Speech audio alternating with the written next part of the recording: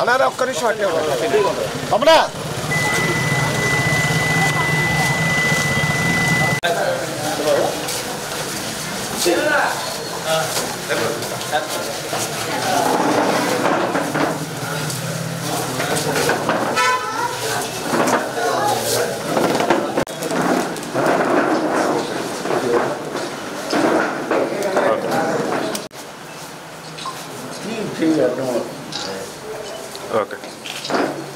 సేవా కార్యక్రమాలు కానీ కరోనా లాంటి విపత్తుక సమయంలో కూడా ప్రాణాలు తెగించి DYFI అనేక సేవా కార్యక్రమాలు చేస్తుంది. అన్నదానం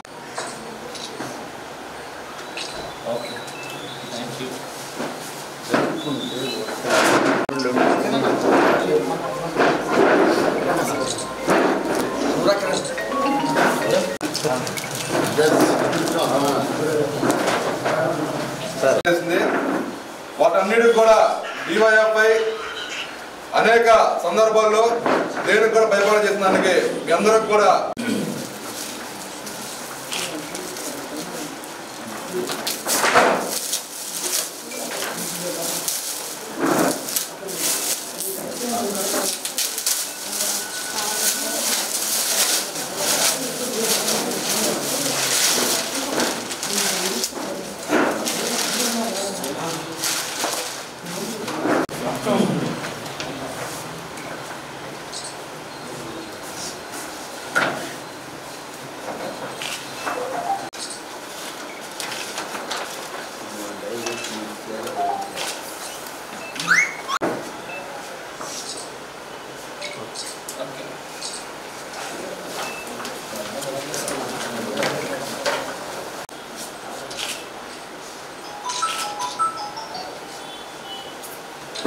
ఈ 2024 ప్రతి ఇంట్లో హ్యాపీనెస్ అన్ని సక్సెస్ రావాలని వాళ్ళ మనసులో ఏదైతే కోరికలు ఉన్నాయో అంటే ఇయర్ మారుతున్నప్పుడు ఈ సంవత్సరమైనా బాగుంటుంది ఈ సంవత్సరమైనా బాగుంటుంది అనుకుంటారు.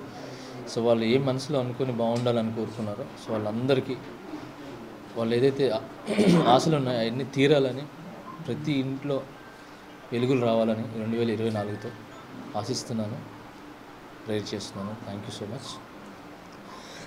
ఇంకపోతే ఇక్కడ క్యాలెండర్కి ఇది DYFI ఇక్కడికి క్యాలెండర్ ఓపెనింగ్కి రావడం ఆవిష్కరణకి రావడం నాకు చాలా చాలా హ్యాపీగా ఉంది. ఎందుకనంటే బేసిక్గా మా నాన్నగారు వైసీపీ మన అంటారు మా నాన్నగారు ఏంటంటే సిపిఎం. మా నాన్నగారు ఫస్ట్ లారీ డ్రైవర్ అండి. ఎక్కడంటే మన ఇక్కడ ఆత్మకూరు బస్ స్టాండ్ దగ్గర ఇంతకుముందు అంతా లారీలు అదంతా ఉండేది.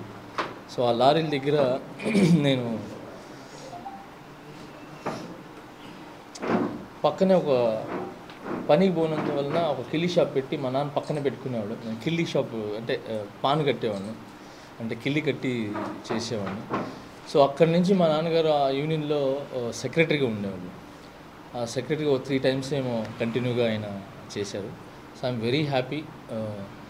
ఆయన దగ్గరికి వెళ్ళి అక్కడ ఉండి చిన్నప్పటి నుంచి అంటే ఆయన చేసే సేవలు కానీ ఆయన చెప్పే తీర్మానాలు కానీ ఆయన పోరాడిన మంచి పనుల గురించి చాలాసార్లు దెబ్బలు తిన్నారు, 10 మంది బాగు గురించి చాలాసార్లు ఆయన కష్టపడ్డారు, మంచి వెనకలు పరిగించారు. సో అలాంటి వ్యక్తిన నేను పుట్టడం అనేది మా నాన్నగారు దగ్గర నేను అది చూడటం కానీ నేను చాలా చాలా హ్యాపీగా ఫీల్ అవుతున్నాను. అలాంటి దానికి నేను ఇక్కడికి వచ్చి అంటే మా బ్రదర్ షఫీ గారు అని చెప్పి షఫీ అహ్మద్ మా బ్రదర్ దీంట్లోనే ఉన్నారు ఆయన. సో ఆయన సైడ్ నుంచి నాకు పిలుపు రావటం ఇక్కడికి వచ్చి చేస్తే బాగుంటుందని చెప్పి. సో మా నాన్న సైడ్ ఏదైతే పార్టీల నుంచి అప్పుడు ఆయన ఎంతమందికి హెల్ప్ చేసి ఎంతమంది కష్టపడి దీన్ని పార్టీని ఎలా తీసుకుని వెళ్ళారు. సో ఆ ఒక గౌరవంతో నేను ఇక్కడ రావడం జరిగింది. సో నాకు చాలా హ్యాపీగా ఉంది ఇక్కడికి వచ్చి ఇది ఆవిష్కరించడం. బట్ మా నాన్న లేరు. So I miss you my dad. But నీ కరెక్ట్గా నేనున్న టైంకి అంటే మా నాన్న కోరిక మా అబ్బాయి బాగా ఒక స్టేజ్కి వెళ్తాడు, నేను కారులో వస్తాను వైట్ అండ్ వైట్ వేసుకొని అని చెప్పి నేను సంపాదించే టైంకి ఆయన లేడు. సో నాకు ఇప్పుడు కార్లు ఉన్నాయి, అన్నీ ఉన్నాయి. సో ఆ టైంకి ఆయన అది అనిపించకుండా ఆయన వెళ్ళిపోవటం అనేది అదొక ఎప్పటికీ నాకు బాధగా అది ఉండిపోతుంది. బట్ సో అలాంటి ఏ తండ్రికి జరగకూడదు. సో ఐ హోప్ అందరు ఫాదర్స్కి వాళ్ళు ఏదైతే కోరికలు ఉన్నాయో వాళ్ళు ఈ బిడ్డలు నెరవేరాలని కోరుకుంటున్నాను. కొంచెం ఎమోషనల్గా ఫీల్ అయినా ఏమనుకోవద్దు. దట్స్ ఇట్ అండి, అంతే. ఇంకేం చెప్తే అడగండి. 2024 జానీ మాస్టర్ రాజకీయాలు ఎట్లా?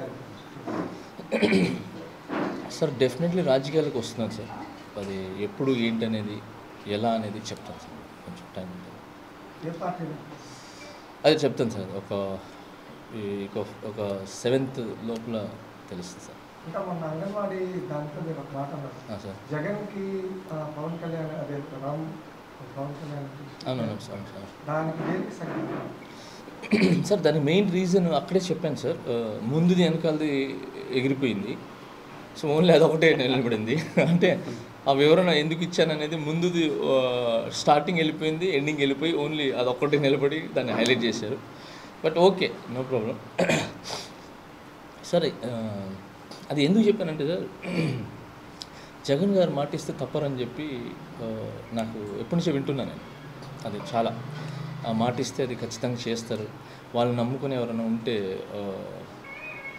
అది పక్కన వాళ్ళు తీసేయమన్నా, అతను సరిగ్గా వర్క్ చేయట్లేదన్నా అన్నా కూడా లేదు మనోడే ఉండి మారుతారు అని చెప్పి వాళ్ళ మీద మాటిస్తారు కదా, ఆ మాటను నెరవేరుస్తారని ఒక బాగా విన్నా నేను ఆయన గురించి. ఆ విన్నప్పుడు ఇప్పుడు ఏదైతే స్టార్టింగ్ వచ్చినప్పుడు మాట ఇచ్చారో, ఇది అంగన్వాడీ సంబంధించింది, అదే 1000 రూపాయలు పెంచి ఇస్తామని చెప్పి. సో 7000 ఏదో ఉన్నింది ఇంతకుముందు, 7000 అయినా ఏదో ఫస్ట్లో. దాని తర్వాత అన్ని దాంట్లో పెంచుకుంటూ వచ్చారు. ఇప్పుడు ఏంటంటే పక్క రాష్ట్రాల్లో కూడా ఇది 13 ఉండేది, ఇంకొక 1000 ఎక్స్ట్రా వేసి 14 ఇస్తా అంటున్నారు. సో ఈ ఏదైతే ఉన్నాయో వాళ్ళు న్యాయబద్ధంగా ఏదైతే అడుగుతున్నారో, ఇది మేనిఫెస్టోలో కానీ ఇచ్చిన మాటల్లో కానీ, అంటే వాళ్ళు ఇచ్చిన మాటలే కాబట్టి వచ్చిన తర్వాత పెంచుతామని చెప్పి ఆ న్యాయబద్ధంగా ఏదైతే ఉందో దాన్ని అంగన్వాడీ న్యాయబద్ధంగా కోరిక ఏదైతే ఉన్నాయో వాళ్ళు దాన్ని ఇవ్వండి అని చెప్పి సపోర్ట్ చేశాను అనమాట. అంతే. దానికి ఏంటంటే మాటిస్తే తప్పరు కదా, అది అయిపోతే బాగుంటుంది. అంగన్వాడీ తరపు నుంచి వాళ్ళ గొంతులో నుంచి నా గొంతు కూడా ఒక వాయిస్ లాగా పోయి అడిగితే వాళ్ళ సమస్యలు తీరుతాయని చెప్పి అది చెప్పడం జరిగింది. సో మళ్ళీ అడిగారు, ఏది మీరు ఇటు నుంచి వస్తున్నారు అటు నుంచి వస్తున్నారు అంటే, మీరు ఎందుకు ఇలా చేస్తున్నారంటే అప్పుడు అది చెప్పడం జరిగింది. అంటే మాటిస్తే తప్పరు అనే దానికి అది ఉదాహరణ ఇచ్చాను అంతే. జనసేన పార్టీ నుంచి జానీ మాస్టర్ పోటీ చేస్తున్నారనే ఒక సార్ జనసేన నుంచి పోటీ చేస్తున్నారు అని చాలామంది నాకు కూడా ఉన్నారు సార్. అది నేను అంటే ఈ సందర్భంగా దాన్ని చెప్పటం అనేది కరెక్ట్ కదా సార్. అంటే నాకు తెలియదు సార్, అంటే ఎవరికి ఇష్టమైంది ఇది థంబ్నెయిల్ వేసుకొని వెళ్తున్నారు సార్. సో ఆ థంబ్నెయిల్ నిజం అవ్వాలని కోరుకుంటున్నాను సార్. ఏది అంటే పొలిటికల్గా ముందుకు వెళ్ళాలనేది ఏదైతే వచ్చేసారో చేస్తున్నారని చెప్పి, సో ఆ థంబ్నెయిల్స్ నిజం అవ్వాలని కొన్ని ఏదైతే మంచిగా ఉన్నాయో, సో మంచి వైపుకి వెళ్తున్నాయో అది వెళ్ళాలని కోరుకుంటున్నాను సార్.